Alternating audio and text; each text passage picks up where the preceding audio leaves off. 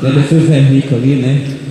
Você sabe que Zé Rico, esse caboclo inspira a gente a cantar demais, você sabe, né? Tá demorando lá em casa. O Zé Rico tem que agendar com ele, viu, Edson?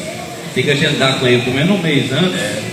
Ele e o Laércio, a mesma coisa. Você acredita que eu chegou lá em casa e falou assim, você tem alguma coisa quente pra tomar? Eu falei, você tem água quente? Ele falou, não, não esquenta frio. Eu tinha barriga, tem pessoas. Depois eu quero ouvir ele cantar na carta. Ai, ai, saudade. Esse caboclo é foda, vamos fazer essa música? No vento do dono? Você vai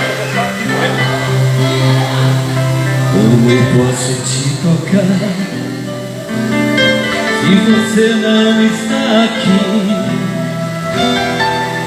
Como posso te amar se você não está aqui? Como vou fazer amor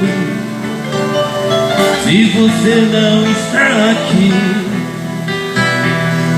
Como vou beijar seu corpo se você não está aqui? Ai, ai.